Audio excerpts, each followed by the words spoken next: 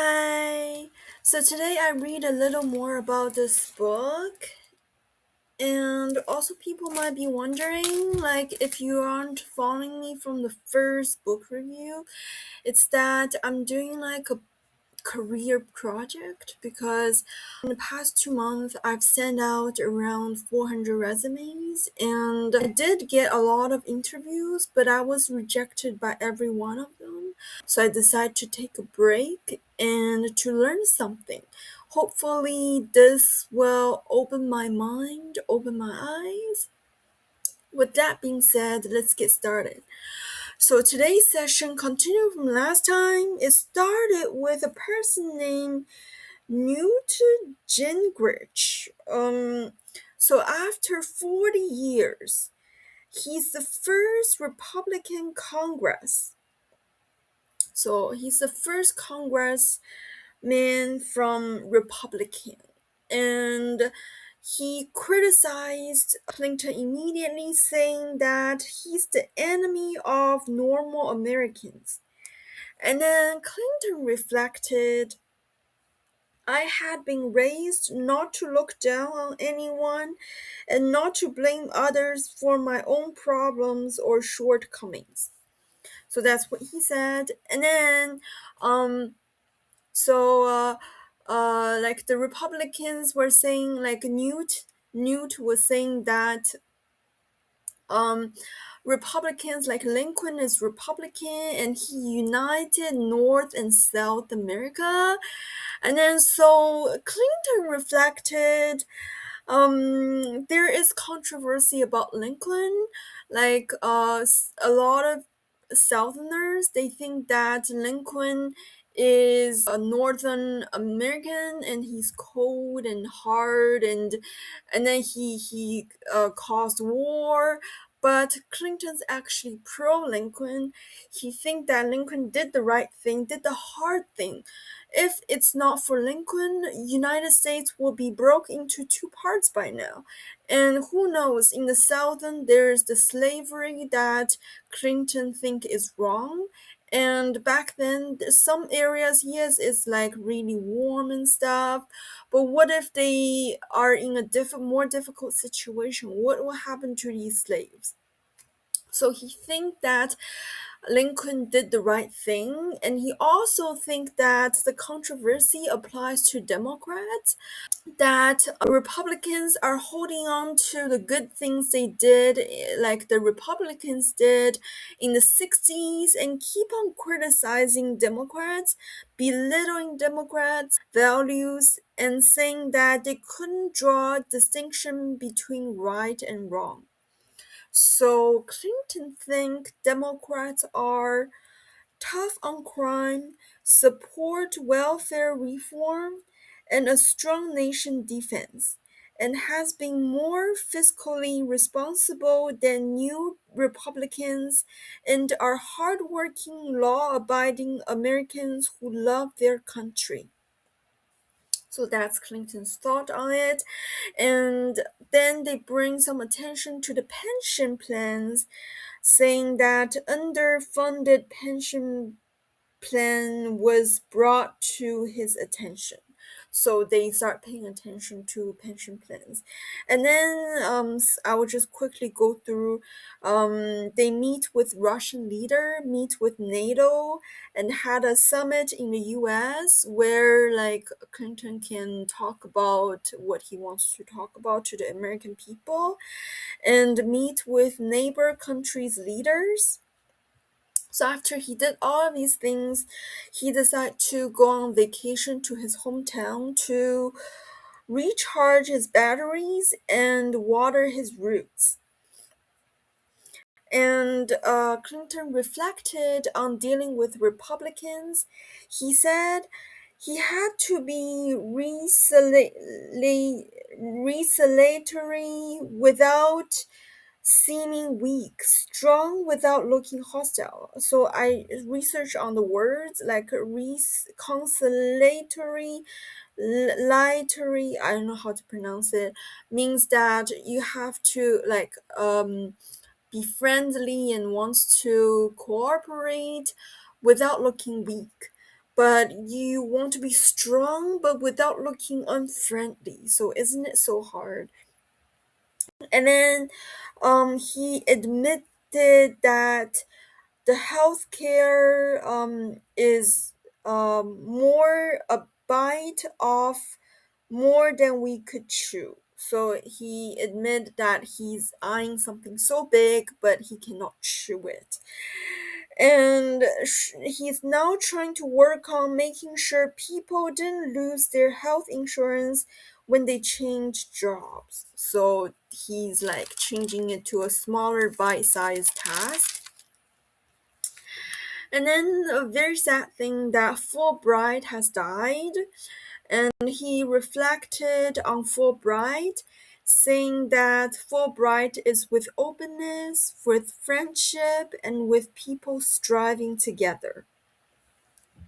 And he's working on keeping things in budget.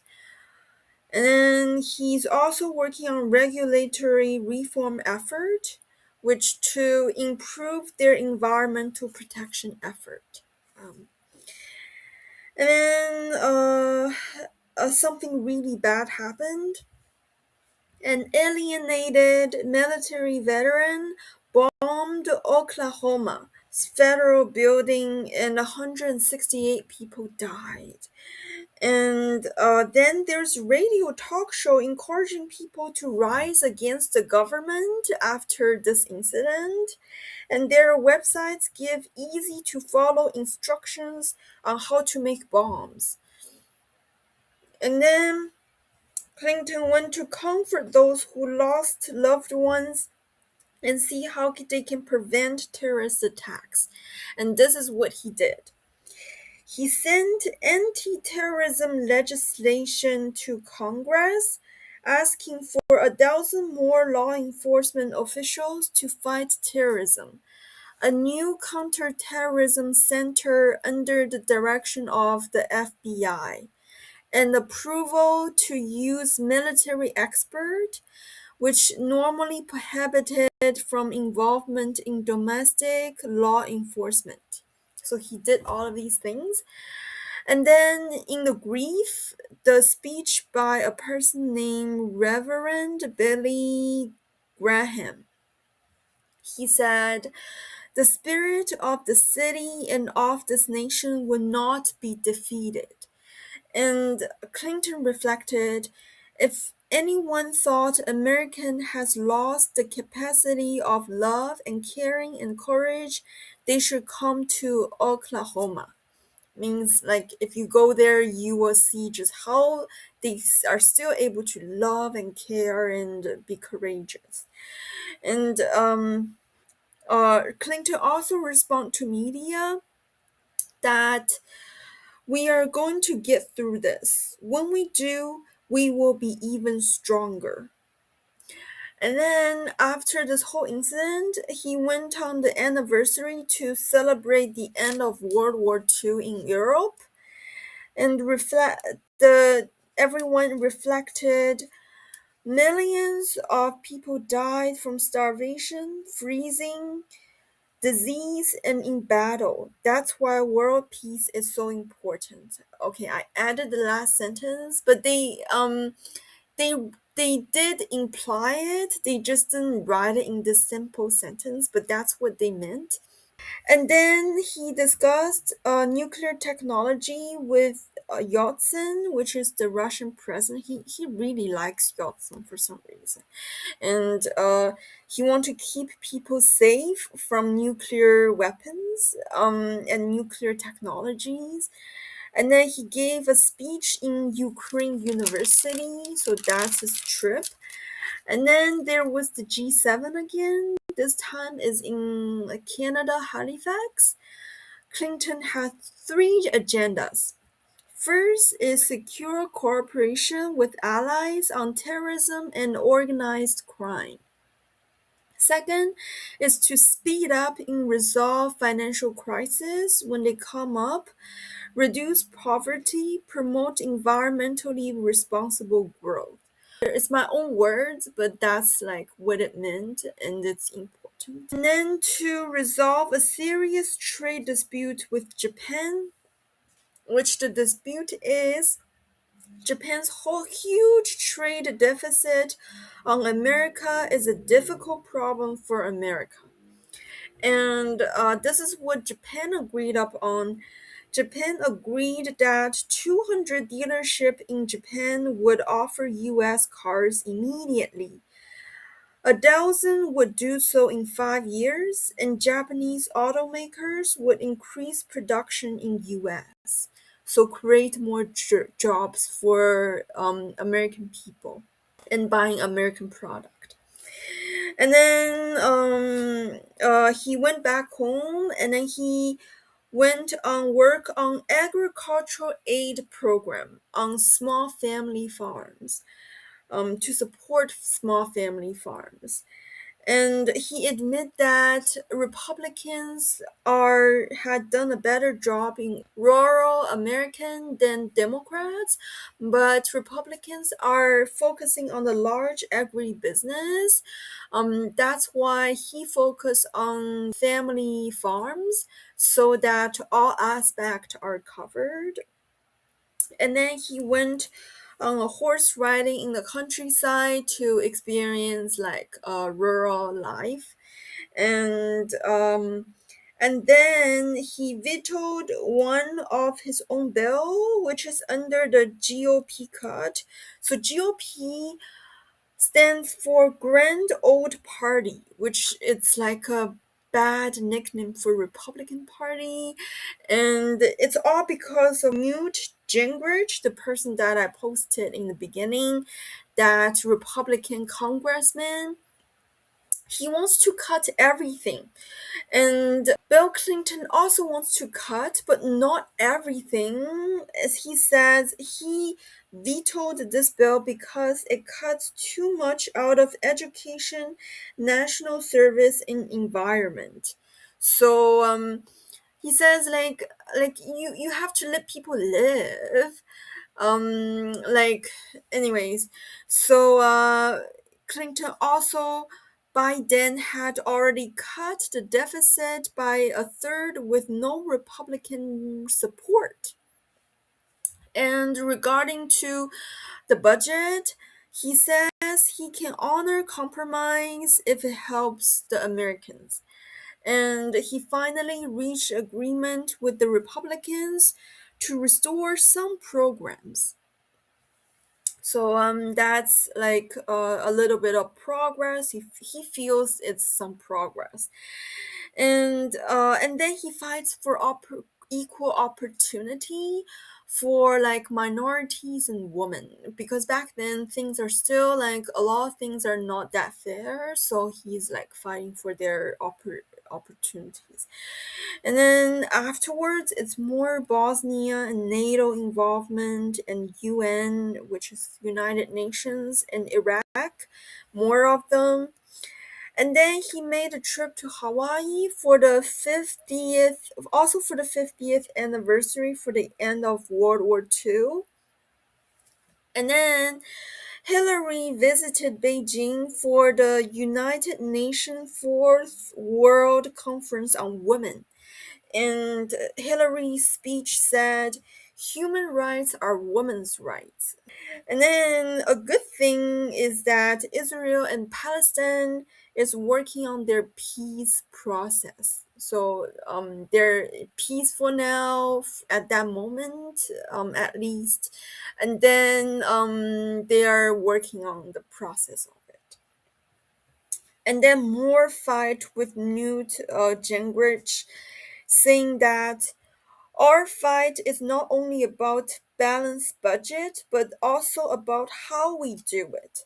Meaning that you can cut the budget, but sometimes if you do it in the wrong way, you might the like people's life will be ruined, and things will develop backwards. So it's like even worse than before. Like the price they paid of like people's lives being on the line here, that it's even worse than not having a budget cut. So he's like, you can cut budget, but you have to do it right, like how we do it.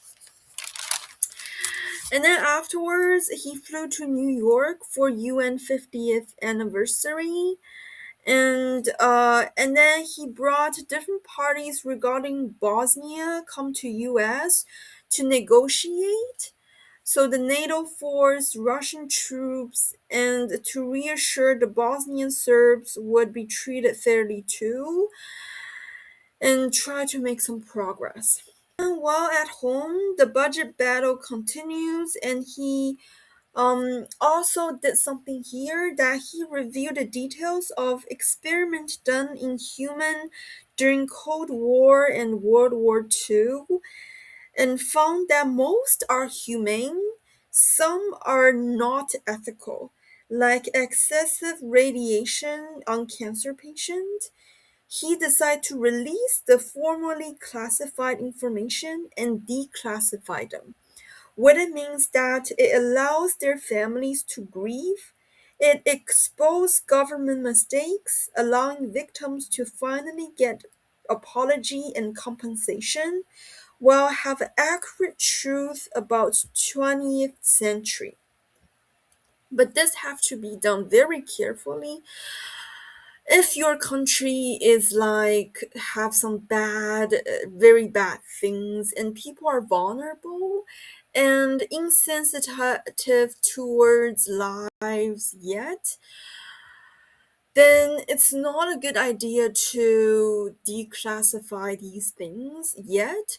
But a good thing to work on, in my opinion, is to make sure that the government is doing the right thing from now on, and work towards that one day the government will be completely clean and completely ethical, and that the people are sensitized towards human lives, and our people are strong enough to handle it without compromising their humanity and care for human lives. And when and the society is strong enough to not go back, and when like society is in this kind of state, and then I guess the government can declassify it to have more accurate truth about, more transparent and truthful about the government's history. So not like every moment is the right moment to do this thing. Like Clinton has worked hard into be very transparent, have no blame on like any unethical things, even though he make mistakes, but he's completely well intended, at least in like helping the country part.